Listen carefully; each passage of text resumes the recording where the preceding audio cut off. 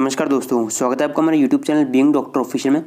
दोस्तों double counselling का third round या मोपर राउंड का जो प्रोसेस आज से स्टार्ट होना था, रजिस्ट्रेशन प्रोसेस स्टार्ट होना था आज से।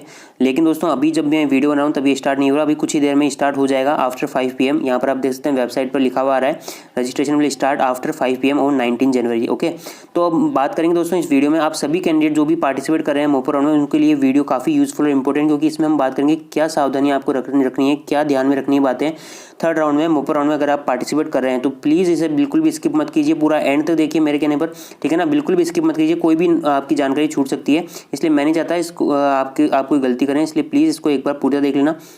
साथ ही दोस्तों वीडियो पसंद आए लाइक कीजिए, शेयर कीजिए, और अब तक चैनल को सब्सक्राइब नहीं किया तो जल्दी सब्सक्राइब कर लीजिए और बेल आइकन को भी प्रेस कर दीजिए। तो चलिए दोस्तों बढ़ते हैं अपने वीडियो की तरफ। तो दोस्तों वीडियो से पहले हम बात कर लेते हैं कि क्या शेड्यूल रहेगा मोपर राउंड का, एक बार वापस आपको बता देता हूँ। तो 19 से लेकर 23 तक तो यहाँ पर आपका जो है रजिस्ट्रेशन ओपन रहेंगे, ठीक है ना। 23 जनवरी तक आप रजिस्टर करा सकेंगे। उसके लिए उसके साथ में आप चॉइस फिलिंग भी करा सकेंगे ना। काफ़ी सारे स्टूडेंट को डाउट आ रहा था कि सर चॉइस फिलिंग कब करनी है। चॉइस फिलिंग आप करा सकते हैं 19, नहीं तो फिर 20 से स्टार्ट हो जाएगी, है ना। तो ये जो है चॉइस फिलिंग आप करा सकते हैं बिल्कुल। लास्ट डेट जो है, लास्ट डेट वो आपको ध्यान रखनी है चॉइस फिलिंग की, वो 24 जनवरी है। 24 को आपको लॉक करना है अपनी चॉइसेस को, और 24 ही जो है यहाँ पर लास्ट डेट है।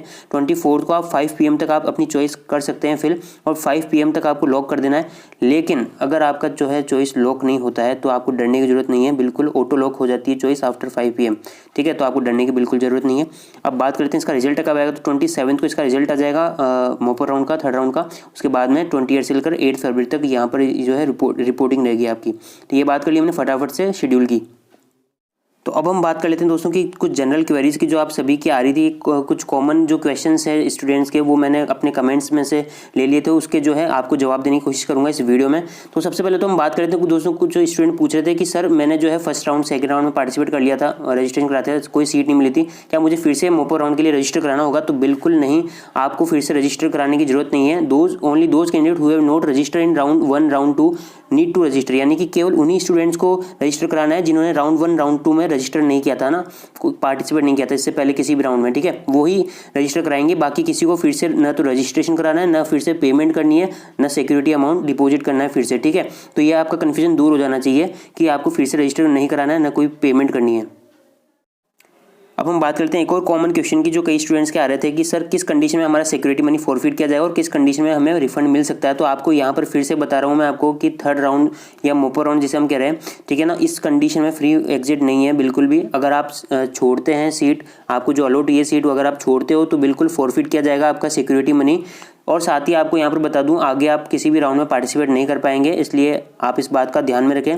साथ ही यहाँ पर एक और बात बता दूं, जिन स्टूडेंट्स ने राउंड 1 एंड राउंड 2 में सीट मिल गई थी, एडमिशन ले लिया था, लेकिन थर्ड राउंड में पार्टिसिपेट कर रहे हैं अपग्रेडेशन के लिए, तो उस कंडीशन में अगर आप सीट छोड़ते हैं, अगर आपको जो अपग्रेड होकर सीट मिली है उसको आप एडमिशन नहीं लेते हैं उस पर, ठीक है, तब भी आपका जो सिक्योरिटी मनी है वो रिफंड नहीं किया जाएगा, फॉरफिट कर लिया जाएगा, ठीक है। तो इस बात का ध्यान रखें, इन कंडीशंस में आपका जो है सिक्योरिटी मनी फॉरफिट किया जाएगा। लेकिन अगर आपको कोई सीट नहीं मिलती है थर्ड राउंड में, मोपर राउंड में कोई सीट नहीं मिली है, तो आपको निश्चिंत रहिए, आपका सिक्योरिटी मनी जो है आपको रिफंड मिल सकता है, ना, इसमें आप टेंशन मत लीजिए, इस बात का ध्यान रखें।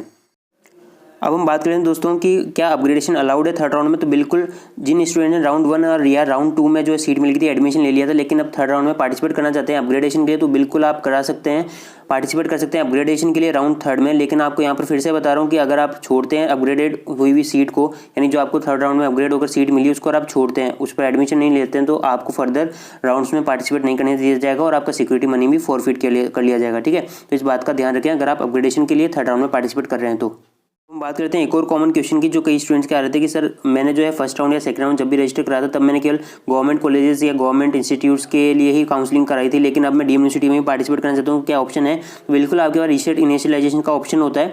आप बिल्कुल आप जो है अपने रजिस्ट्रेशन की डिटेल्स में चेंजेस, मतलब कि डिटेल्स में तो नहीं, मतलब जिसके लिए आप काउंसलिंग कराना चाहते हैं वो आप चेंज कर सकते हैं रीसेट इनिशियलाइजेशन ऑप्शन का यूज़ करके। लेकिन आप केवल जो है एक बार ही यूज़ कर सकते हैं रीसेट इनिशियलाइजेशन को। तो ध्यानपूर्वक जब भी रजिस्टर कराएं, अगर आपसे कोई गलती हो जाती है या फिर आप फिर से किसी को ऐड करना चाहते हैं, यानी डीम्ड यूनिवर्सिटीज भी पार्टिसिपेट करना चाहते हैं, तो आप जो है उसका इस ऑप्शन का जो है यूज़ कर सकते हैं, ये फैसिलिटी आपके पास। लेकिन अगर आप डीम्ड यूनिवर्सिटी में पार्टिसिपेट करेंगे तो उस अकॉर्डिंग आपको जो है आपकी जो सिक्योरिटी मनी रहेगा वो भी आपको पेमेंट करना पड़ सकता है, ठीक है। तो आप इसका ध्यान रखें। अब हम बात करें दोस्तों एक और कॉमन मिस्टेक की जो स्टूडेंट कर बैठते हैं, वो क्या है, आप सभी को पता है दोस्तों, स्टेट कोटा की आयुष काउंसलिंग में चल रही है और डबल ए ट्रिपल सी की आयुष काउंसलिंग के राउंड्स भी चल रहे हैं साथ में, ठीक है। ऐसे में स्टूडेंट क्या सोचता है कि double A triple C counselling में जो कॉलेज अलॉट हुआ है उसको ज्वाइन करके फिर वो सोचता है कि यार हो सकता है मुझे स्टेट कोटा के थ्रू जो है अच्छा कॉलेज मिल जाए, है ना। तो वो क्या करता है कि double A triple C counselling में जो सीट पर उसने एडमिशन ले लिया था उसको छोड़ करके वो सोचता है स्टेट कोटा में पार्टिसिपेट कर ले। तो आपको मैं बता देता हूँ कि यार थर्ड राउंड में या मुपर राउंड में जो है ऐसा मत करना भूल कर भी, क्योंकि अगर आप सीट छोड़ते हैं ज्वाइन करने के बाद में, ऐसा रूल है कि अगर आप सीट छोड़ते हैं तो आप न तो डबल ए ट्रिपल सी के फर्दर राउंड में पार्टिसिपेट कर सकेंगे और ना ही स्टेट कोटा की काउंसलिंग में पार्टिसिपेट कर सकेंगे। क्योंकि क्या होता है, रूल होता है सेकेंड राउंड या थर्ड राउंड या मोपर राउंड, है ना। डबल ए ट्रिपल सी के इन राउंड्स में जो है अगर आपने सीट ज्वाइन करने के बाद छोड़ी है तो आपके जो ये नेम होते हैं ये सभी national institute, central universities, deemed universities and state authorities जो होती है काउंसलिंग की, उन सभी को जो है सर्कुलेट कर देते हैं आपके नेम। तो आप जो है फर्दर पार्टिसिपेट नहीं कर सकते हैं, आपको जो है आपका जो है नेम इनके सामने आ जाता है, तो जो है आप इन काउंसलिंग में फर्दर पार्टिसिपेट नहीं कर सकते। इनका ध्यान रखें इस बात का, इस पैराग्राफ में, पूरे पैराग्राफ में यही बात लिखी है। साथ ही दोस्तों जिन स्टूडेंट्स ने अपग्रेडेशन के लिए पार्टिसिपेट करना है ना, जो स्टूडेंट्स थर्ड राउंड में अपग्रेडेशन के लिए पार्टिसिपेट कर रहे हैं उन पर भी यही बात लागू होती है। अगर आप अपनी अपग्रेडेड सीट पर जो है एडमिशन नहीं लेते हैं, ठीक है ना, तो आप फर्दर राउंड में पार्टिसिपेट नहीं कर पाएंगे और ज्वाइन करने के बाद छोड़ते हैं तो फिर फर्दर जो है आप ना तो स्टेट कोटा में पार्टिसिपेट कर सकेंगे ना ही जो है डबल ए ट्रिपल सी की काउंसलिंग में पार्टिसिपेट कर। तो इन सभी बातों का ध्यान में रखना दोस्तों, जो भी मैंने इस वीडियो में बताई। साथ ही आपको चॉइस फिलिंग के रिगार्डिंग एक और बात बता रहा हूँ कि चॉइस फिलिंग उन्हीं सीट्स के लिए करें जिनके लिए आप एलिजिबल हैं, है ना। ऐसा मत करें कि जिन सीट्स के लिए आप एलिजिबल नहीं है वो भी भर दी, फिर आपको अलॉट होगी, फिर आप वहाँ पर रिपोर्ट करने गए तो कैंसिल कर दी जाएगी आपकी वो सीट और फर्दर पार्टिसिपेट भी नहीं करने दिया जाएगा। तो दोनों का नुकसान हो जाएगा, एक तो आपका जो हुआ, साथ ही जो एलिजिबल कैंडिडेट था उसका भी नुकसान हो गया, ठीक है ना, क्योंकि हो सकता है उसे वो सीट मिल जाती। ऐसे में ऐसा मत करें बिल्कुल भी, इन बातों का ध्यान में रखें। तो फिलहाल दोस्तों वीडियो में इतना ही। वीडियो पसंद जैसे लाइक कीजिए, शेयर कीजिए अगर जानकारी उपयोगी लगती है तो। साथ ही दोस्तों चैनल पर पहली बार आए, चैनल को अब तक सब्सक्राइब नहीं किया तो जल्दी सब्सक्राइब कर लीजिए और हमारे टेलीग्राम चैनल को भी जरूर से ज्वाइन कर लीजिए, लिंक आपको डिस्क्रिप्शन में मिल जाएगा टेलीग्राम चैनल का। तो फिलहाल दोस्तों वीडियो में इतना ही, मिलते हैं अगली वीडियो में, तब तक के लिए जय हिंद।